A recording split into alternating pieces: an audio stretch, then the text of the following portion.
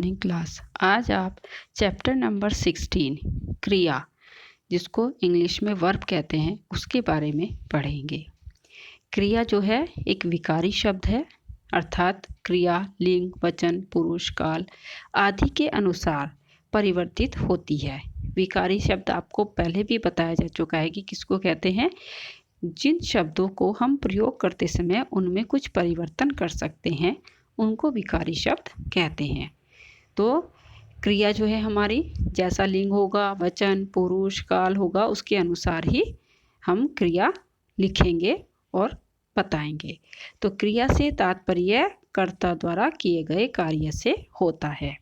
तो जो शब्द किसी कार्य के होने या किसी व्यक्ति या वस्तु की स्थिति का बोध कराते हैं कि वह व्यक्ति या वह वस्तु इस समय किस स्थिति में है, उसको क्या कहते हैं?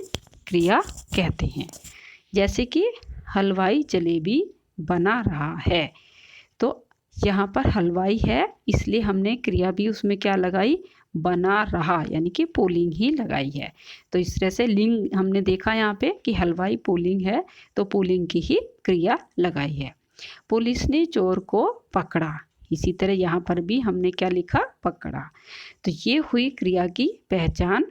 और क्रिया किसको कहते हैं? कार्य के होने को, या वह कार्य किस समय, किस व्यक्ति, किस वस्तु की स्थिति कैसी हुई है उस कार्य को करते समय।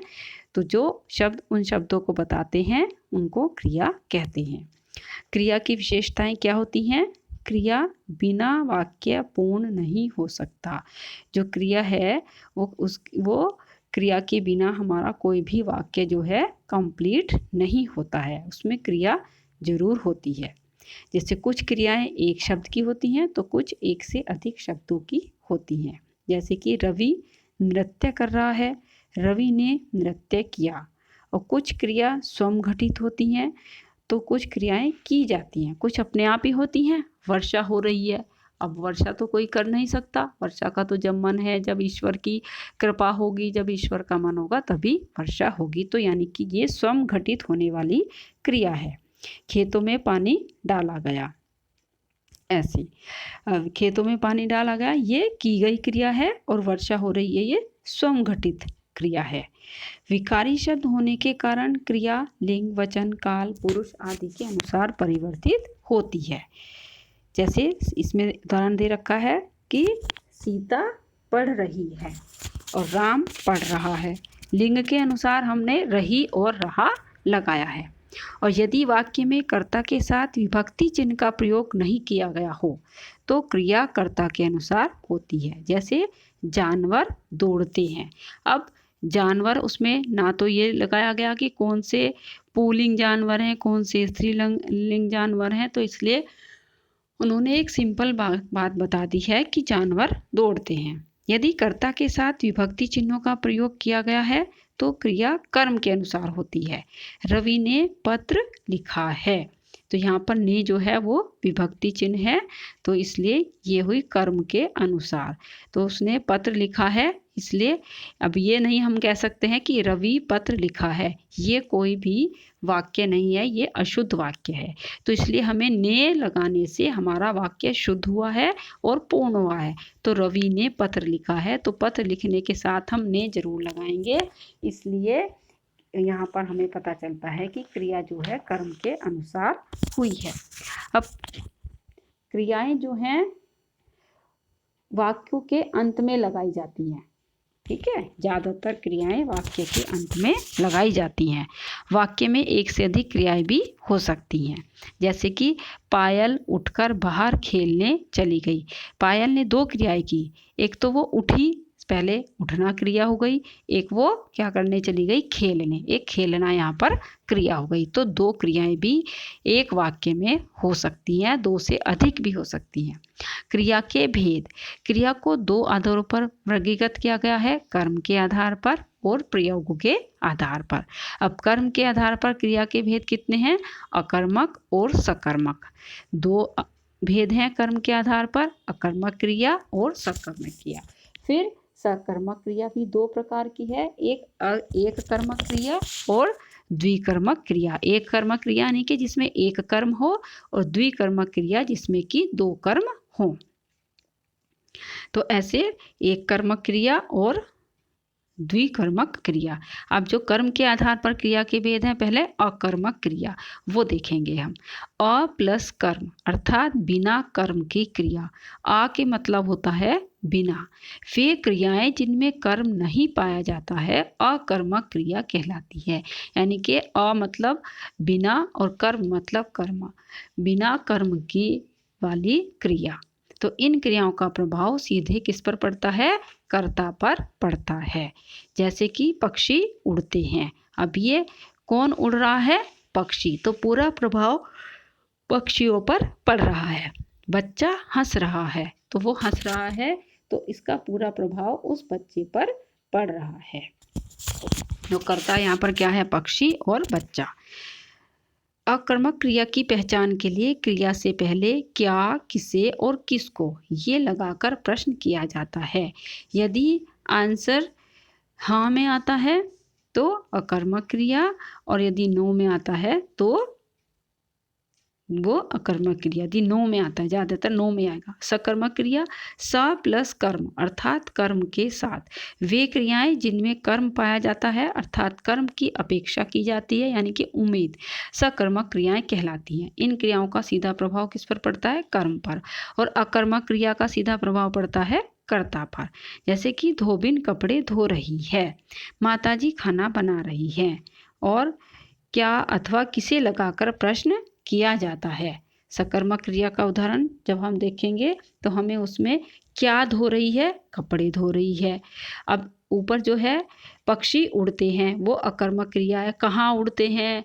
किसी पेड़ पर उड़ रहे हैं, आकाश में उड़ रहे हैं, या नीचे थोड़ी सी उड़ रहे हैं, तो ये कुछ नहीं पता। तो इसमें इसका आंसर जो है ना में आया, तो ये हुई अकर्मक क्रिया।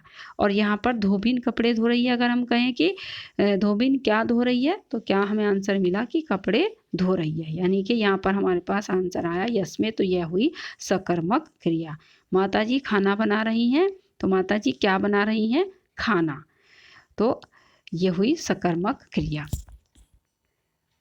सकर्मक क्रिया के उपभेद वही जो हमने पढ़े थे कि एक कर्मक क्रिया और द्विकर्मक क्रिया। एक कर्मक क्रिया, जिन क्रियाओं में एक कर्म होता है वे एक कर्मक क्रिया कहलाती हैं। जैसे मोहन पुस्तक पढ़ रहा है, मोहन सिर्फ एक ही काम कर रहा है। क्या कर रहा है? वो पुस्तक पढ़ रहा है। कर्म पुस्तक है, ठीक है। और प्रिया सब्जी काट रही है, यहाँ पे कर्म क्या है? सब्जी। और क्रिया तो पढ़ना और काटना हुई इन दोनों उदाहरण में, और कर्म जो है पुस्तक और सब्जी। अब आती है द्विकर्मक क्रिया। जिन क्रियाओं में दो कर्म होते हैं वे द्विकर्मक क्रिया कहलाती हैं। जैसे कि मदारी बच्चों को खेल दिखा रहा है, यहाँ पर कर्म क्या है? बच्चों और खेल, और दिखाना यहाँ पर क्या है?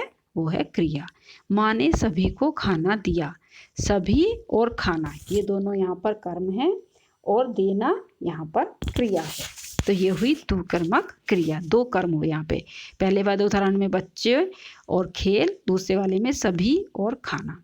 और जैसे इसमें लिखा है कि इन्हें भी जानिए, ये पढ़ने से हमें थोड़ी रिवाइज हो जाता है। जैसे कई बार सकर्मक क्रियाओं में कर्म का प्रयोग नहीं होता है, फिर भी वे क्रियाएं अकर्मक नहीं मानी जाती हैं। जैसे कविता नाच रही है, कविता कर्ता हुई और क्रिया जो है नाचना रही है, तो इस वाक्य में कर्म नहीं है। ठीक है, कि क्या नाच रही है, कौन सा नाच कर रही है, लेकिन फिर भी ये सकर्मक क्रिया है। प्रयोग के आधार पर क्रिया के भेद। प्रयोग के आधार पर क्रिया के भेद: संयुक्त क्रिया, नाम धातु क्रिया, प्रेरणार्थक क्रिया और पूर्णकालिक क्रिया। संयुक्त क्रिया किसको कहते हैं? कि साधारणतः मुख्य क्रिया के साथ सहायक क्रिया का प्रयोग किया जाता है। जो बिल्कुल मेन वर्ब होती है हमारी, उसके साथ जो हेल्पिंग वर्ब होती है, जिनमें पहली मुख्य क्रिया तथा दूसरी सहायक क्रिया होती है। सहायक क्रिया मुख्य क्रिया के अर्थ का विस्तार कर अपना अर्थ खो देती है। इस प्रकार की क्रिया संयुक्त क्रिया कहलाती है। जैसे कोई वाक्य है, उसमें दो क्रियाएं हैं, एक मेन क्रिया है, एक उससे पहले कोई उसकी सहायक क्रिया है, यानी कि हेल्पिंग वर्ब है। तो जब हम हेल्पिंग वर्ब के द्वारा मेन वर्ब का विश्लेषण कर देंगे या एक्सप्लेनेशन कर देंगे तो वो जो हेल्पिंग वर्ब है वो जो है अपना अर्थ खो देती है, फिर हमारा पूरा ध्यान जो है मेन क्रिया पर चला जाता है। तो उसको क्या कहते हैं? संयुक्त क्रिया। जैसे विशाल तालाब में तैर रहा है। अब यहाँ पर विशाल जो है तैर रहा है कहाँ पर? तालाब में। तो ऊपर दिए गए वाक्य में तैर तथा पी, आगे वाला है अभिषेक पानी पी रहा है, ये मुख्य क्रिया है। तैरना ही है ना उसका मुख्य क्रिया, और रहा जो है वो सहायक क्रिया है। तो तैरना मेन क्रिया और रहा है सहायक क्रिया। तो अब जो रहा है वो उसका अर्थ तो कोई जानेगा ही नहीं, उसे तो कोई मेन मानेगा ही नहीं बिल्कुल भी। उसे सबकी समझ में जो है मेन तैरना आएगा। तो तैरना ही सब कुछ हमें पता चलेगा, हमारे माइंड में स्ट्राइक करेगा, सब कुछ हम तैरने से ही समझेंगे, रहा पर हमारा ध्यान ही नहीं जाएगा। इसलिए जो सहायक क्रिया है उसका अर्थ बिल्कुल निष्फल हो जाएगा, वो एकदम खत्म हो जाएगा। तो इसलिए कहा गया है कि जहाँ पर सहायक क्रिया अपना अर्थ खो देती है मुख्य क्रिया को एक्सप्लेन करने के लिए या उसका अर्थ का विस्तार बढ़ा करके अपना अर्थ खो देती है सहायक क्रिया, तो वहाँ पर क्या हो जाती है? संयुक्त क्रिया। यानी कि दो क्रिया है यहाँ पर, तैरना और रहा, तो इसलिए ये हुई संयुक्त क्रिया। अब आती है नाम धातु क्रिया। नाम धातु क्रिया जैसे नाम से पता चलती है कि वे क्रियाएं जो विकारी शब्दों, विकारी के शब्द कौन कौन से हैं? संज्ञा, लिंग, वर्ग, सर्वनाम, विशेषण आदि में प्रत्यय जोड़कर बनाई जाती है, उन्हें नाम धातु क्रियाएं कहते हैं। और ज़्यादातर ये क्या होती हैं? ना वाला होती है, इनके अंत में ना लगा हुआ होता है, जिससे हमें एकदम से पहचान हो जाती है कि नाम धातु क्रिया है। जैसे संज्ञा है टक्कर, तो इसकी क्रिया क्या हुई? टकराना। संज्ञा है झूठ, इसकी क्रिया हुई झुठलाना। तो इन दोनों के अंत में भी ना आया है। संज्ञा लज्जा, तो क्रिया हुई लजाना। संज्ञा बात और क्रिया हुई बतियाना। अब है सर्वनाम से क्रिया बनाना। सर्व है अपना और क्रिया हुई अपनाना। सर्वनाम है चिकना, क्रिया हुई चिकनाना। विशेषण से क्रिया बनाना। विशेषण है गुनगुन, तो क्रिया होगी गुनगुनाना। विशेषण है टिमटिम, तो क्रिया हुई टिमटिमाना। कौन टिमटिमाता है? तारे टिमटिमाते हैं। अब आती है प्रेरणार्थक क्रिया।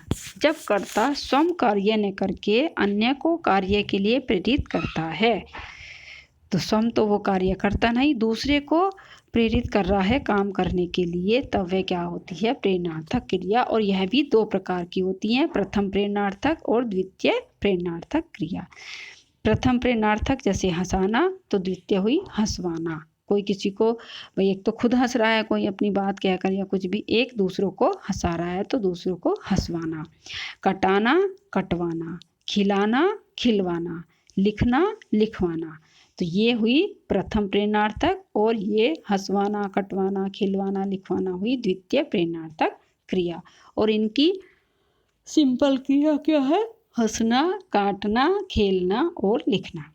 ये हुई प्रेरणार्थक क्रिया। प्रेरणार्थक क्रिया यानी कि जिसमें कर्ता जो है अपने आप कार्य न करके दूसरे को प्रेरित करता है कार्य करने के लिए, उसको कहते हैं प्रेरणार्थक क्रिया। फिर आती है पूर्वकालिक क्रिया। अब पूर्वकालिक जिसमें कि मुख्य क्रिया से पहले कोई क्रिया की गई हो, उसे कहते हैं पूर्वकालिक। यानी कि समय से पहले या मेन क्रिया, मेन मुख्य क्रिया से पहले की गई क्रिया को पूर्वकालिक क्रिया कहते हैं। जैसे कार्तिक उठकर बाहर खेलने गया, तो उसने दो क्रिया गई, पहले वह उठा और फिर वह खेलने गया। मेन क्रिया क्या थी उसका? खेलना, लेकिन उसे खेलने से पहले क्या करना पड़ा? उठना पड़ा। तो हुआ, इसलिए उठना जो है वो पूर्वकालिक क्रिया है और खेलना जो है वो मुख्य क्रिया है। ये हुई आपकी पूर्वकालिक क्रिया। अब इसमें देखेंगे कि हमने क्या क्या सीखा, ये फटाफट पढ़ देते हैं कार्य के करने या होने को क्रिया कहते हैं। क्रिया की विभिन्न विशेषताएं होती हैं। क्रिया को दो आधारों पर बांटा जाता है, कर्म के आधार पर और प्रयोग के आधार पर। कर्म के आधार पर क्रिया दो प्रकार की होती है, अकर्मक क्रिया और सकर्मक क्रिया। सकर्मक क्रिया के उपभेद, एक कर्मक क्रिया और द्विकर्मक क्रिया। प्रयोग के आधार पर क्रिया चार प्रकार की होती है, संयुक्त क्रिया, नाम धातु क्रिया, प्रेरणार्थक क्रिया और पूर्वकालिक क्रिया। प्रेरणार्थक क्रिया के उपभेद, प्रथम प्रेरणार्थक क्रिया, द्वितीय प्रेरणार्थक क्रिया। अब ये हुई सारी मोटी मोटी बातें जो इस चैप्टर की हैं, मेन टिप्स। अब आता है आपका अभ्यास कार्य। रिक्त स्थानों में उचित क्रिया रूप भरिए। जो उन्होंने आपको उसमें दे रखे हैं सामने कोष्ठक में, उनसे करना है। तो राधा ने बच्चों को कहानी सुनाई। जैसे पहला इन्होंने करके दिखाया है कि बच्चों बाहर आ जाओ, तो इसमें क्या है, आना था, आना से हमने बनाई आ जाओ। ऐसे इसमें दूसरे वाले में सुन था तो हमने बनाई सुनाई। राधा ने बच्चों को कहानी सुनाई। गौरव ने पुस्तक पढ़ से बनाई हमने पढ़ी, गौरव ने पुस्तक पढ़ी। मोर डैश है और हमारे सामने क्या है ब्रैकेट में, नाच, तो हमने क्या बनाया, नाचता है। माँ विपुल को दूध पीना, पीना है तो कुछ नहीं होता है, तो पिलाती है।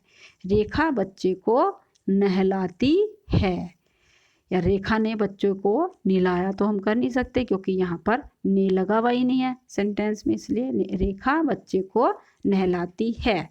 प्रीति पढ़कर चली गई, पढ़ से हमने क्या बनाया, पढ़कर। नंदन खाना खाकर चले जाना, नंदन ने उसको क्या कहा कि खाना खाकर चले जाना। क्वेश्चन नंबर 2, दिए गए शब्दों से क्रिया शब्द बनाइए। पढ़ से पढ़ना, गरम से गरमाना, शर्म से शर्माना, मैं से कोई वो नहीं बनती है, इसको छोड़ दीजिए, टक्कर से टकराना। अब आता है क्वेश्चन नंबर 3, नीचे दिए गए प्रश्नों के उत्तर दीजिए। क्रिया किसे कहते हैं, इसके कितने भेद होते हैं और क्रिया के प्रकार बताइए। ये आपको असाइनमेंट्स में भेज दिए जाएंगे। अब आता है क्वेश्चन नंबर 4, MCQs। दिए गए वाक्यों की क्रिया विकल्पों से छांटिए।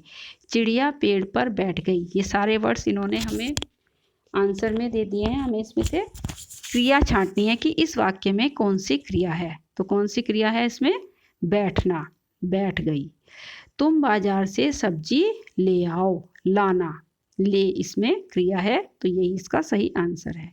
मनीष कल मुंबई जाएगा, तो जाना इसमें क्रिया है, जाएगा इसका आंसर है। दादी ने सभी बच्चों को कहानी सुनाई, सुनाना यानी कि सुनाई इसका राइट आंसर है। माँ ने मुझसे गेहूँ पिसवाया है, पिसवाना यही इसमें क्रिया है, तो पिसवाया इसका राइट आंसर है। आज खाना मैंने बनाया है, बनाना, बनाना जो है इसमें क्रिया की गई है, ये इसका उचित उत्तर है। क्वेश्चन नंबर 3, दिए गए वाक्यों की क्रिया छांटकर भेद लिखिए। अब इसमें हमें वाक्यों में क्रिया देखनी है कि कौन सी है और उसका भेद, यानी कि वो सकर्मक है, अकर्मक है, एक कर्मक है, द्विकर्मक है, ये हमें लिखना है। तो दर्जी ने कपड़े सिले, सकर्मक क्रिया, क्योंकि हमें इस पर आंसर मिल रहा है कि क्या सिले, कपड़े सिले, तो इसलिए सकर्मक क्रिया है। डॉक्टर ने मरीज को दवाई पिलाई, क्या पिलाई, दवाई, तो इसमें भी हमें आंसर यस में मिल रहा है, तो यह भी सकर्मक क्रिया है।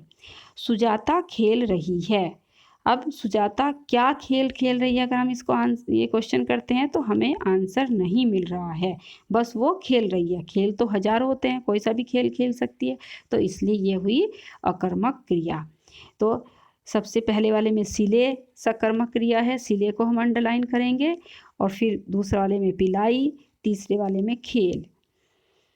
फिर है कविता रोने लगी, ये भी अकर्मक क्रिया है, क्योंकि क्यों रोने लगी, किसने मारा कुछ, इसका आंसर हमको नहीं मिल रहा है। पिताजी ने दरवाज़ा खोला, क्या खोला, दरवाज़ा, तो इसलिए ये हुई सकर्मक क्रिया।